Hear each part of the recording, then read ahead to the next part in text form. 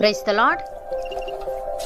ఈరోజు దేవుని వాగ్దానము, నీతిమంతులు వర్ధిల్లుట పట్టణమునకు సంతోషకరము, భక్తిహీనులు నశించినప్పుడు ఉత్సాహధ్వని పుట్టును. సామెతల గ్రంథము 11వ అధ్యాయము 10వ వచనము. సహోదరి సహోదరులారా, ఈ వాక్యం ఒక వ్యక్తి యొక్క ప్రవర్తన మరియు అతని విజయం సమాజం మీద ఎలాంటి ప్రభావాన్ని చూపుతుందో వివరిస్తుంది. మనం కేవలం మన కోసం మాత్రమే కాదు, మన చుట్టూ ఉన్న వారి క్షేమం కోసం కూడా బ్రతకాలని ఈ వచనం గుర్తు చేస్తుంది. ఈ వాక్యాన్ని లోతుగా అర్థం చేసుకోవడానికి దీన్ని 2 ప్రధాన భాగాలుగా చూడవచ్చు. మొదటిగా, నీతిమంతులు వర్ధిల్లుట పట్టణమునకు సంతోషకరము అని ఉంది. నీతిమంతుడు అంటే కేవలం దేవుని నమ్ముకున్నవాడు మాత్రమే కాదు, సమాజం పట్ల బాధ్యత కలిగి ఇతరుల మేలు కోరేవాడు. నీతిమంతుడు ఆర్థికంగానో పదవీ పరంగానో అభివృద్ధి చెందినప్పుడు ఆ పట్టణం అంతా సంతోషిస్తుంది. ఎందుకంటే అతని విజయం వల్ల అనేకులకు సహాయం అందుతుంది, అన్యాయం తగ్గుతుంది మరియు శాంతి నెలకొంటుంది. నీతిమంతుని ఎదుగుదల స్వార్థపూరితమైనది కాదు. అతడు వర్ధిల్లుట అనేకులకు నీడని ఇచ్చే చెట్టు లాంటిది. మీరు మీ రంగంలో ఎదిగితే అది మీ ఒక్కరికే కాదు, మీ చుట్టూ ఉన్న వారికి కూడా మేలు కలిగిస్తుంది. ఉదాహరణకు, యోసేపు జీవితం నీతిమంతుని ఎదుగుదలకు అత్యుత్తమ సాక్ష్యం. తన అన్నల ద్వారా అన్యాయంగా విక్రయించబడి చెరసాల పాలైనప్పటికీ తన నీతిని విడవలేదు. చివరికి యోసేపు ఐగుప్తు దేశానికి ప్రధానమంత్రి అయ్యాడు.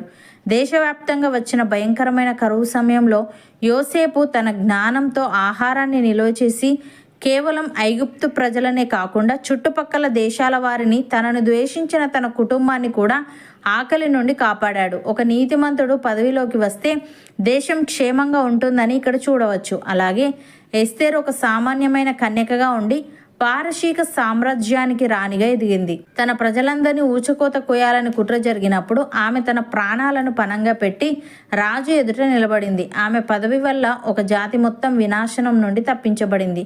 నీతిమంతులు అధికారంలో ఉంటే అన్యాయానికి వ్యతిరేకంగా పోరాడతారని దీని ద్వారా తెలుస్తుంది. ప్రియులారా, నీతిమంతుని ఎదుగుదల అనేది కేవలం ఒక వ్యక్తిగత విజయం కాదు, అది ఒక సామాజిక అవసరం. నీతిమంతుడు వర్ధిల్లినప్పుడు ఆ ప్రభావం సమాజంలోని అట్టడుగు వర్గాల వరకు చేరుతుంది. స్వార్థం కోసం సంపాదించేది ఆస్తి మాత్రమే అవుతుంది, కానీ 10 మందికి ఉపయోగపడేలా ఎదిగేదే అసలైన అభివృద్ధి.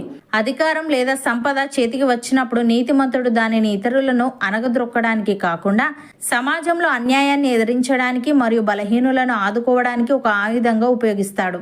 యోసేపు, ఎస్తేరుల వలె మన సమాజంలో మనం నీతిగా ఉంటూ ఎదుగుతున్నప్పుడు మన చుట్టూ ఉన్న వారికి మనం ఒక భరోసాగా మారుతాము. మన విజయం చూసి సమాజం సంతోషించాలి అంటే ఆ విజయంలో పరుల మేలు దాగి ఉండాలి. రెండవదిగా, భక్తిహీనులు నశించినప్పుడు ఉత్సాహధ్వని పుట్టును అని ఉంది.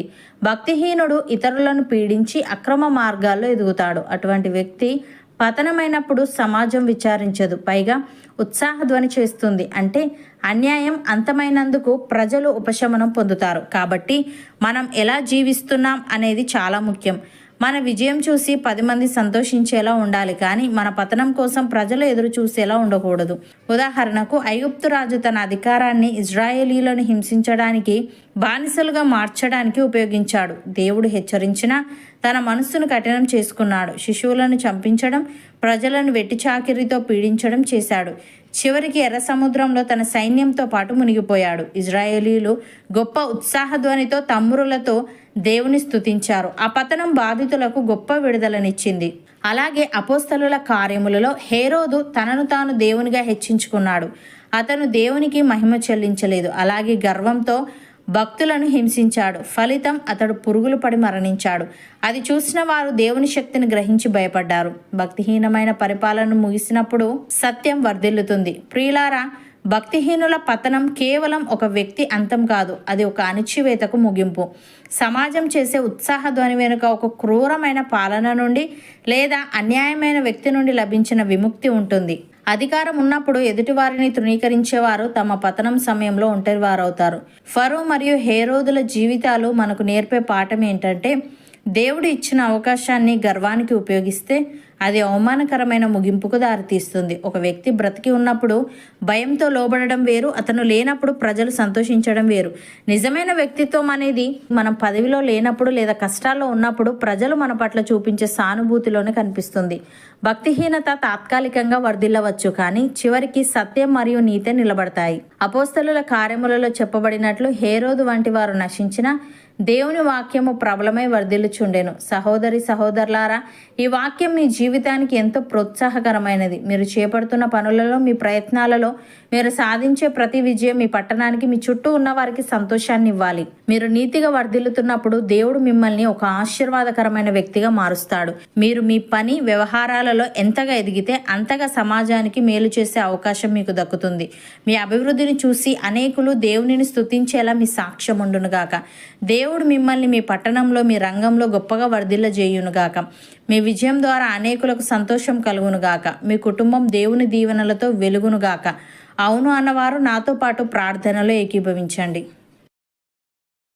పరిశుద్ధుడా, ప్రేమగల తండ్రి, నీతిమంతులు వర్ధిల్లుట పట్టణమునకు సంతోషకరమని, భక్తిహీనులు నశించినప్పుడు ఉత్సాహధ్వని పుట్టునని, మేము కేవలం మా కోసం మాత్రమే కాక మా చుట్టూ ఉన్న వారి క్షేమం కోసం కూడా బ్రతకాలని నీవు సెలవిచ్చావు. తండ్రి నీకు స్తుతులు. దేవ, స్వార్థం కోసం సంపాదించేది ఆస్తి మాత్రమే అవుతుంది, కానీ 10 మందికి ఉపయోగపడేలా ఎదిగేదే అసలైన అభివృద్ధి. గనుక అధికారం లేదా సంపద చేతికి వచ్చినప్పుడు నీతిమంతుడు దానిని ఇతరులకు అనగద్రొక్కడానికి కాకుండా సమాజంలో అన్యాయాన్ని ఎదిరించడానికి మరియు బలహీనులను ఆదుకోవడానికి ఒక ఆయుధంగా ఉపయోగిస్తాడు. గనుక మేము చేపడుతున్న ప్రతి పనిలో, మా ప్రయత్నాలలో మేము సాధించే ప్రతి విజయం 10 మందికి నీడని ఇచ్చే చెట్టు వలె ఉంటూ, మా ఎదుగుదల స్వార్థపూరితంగా కాకుండా సమాజ క్షేమము కోరేదిగా ఉండుటకు సహాయము దయచేయమని.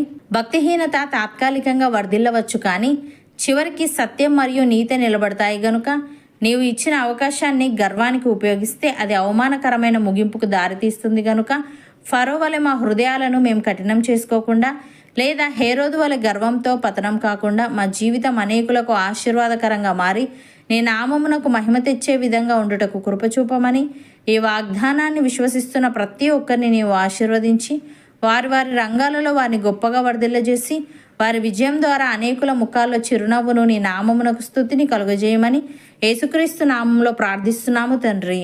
ఆమెన్.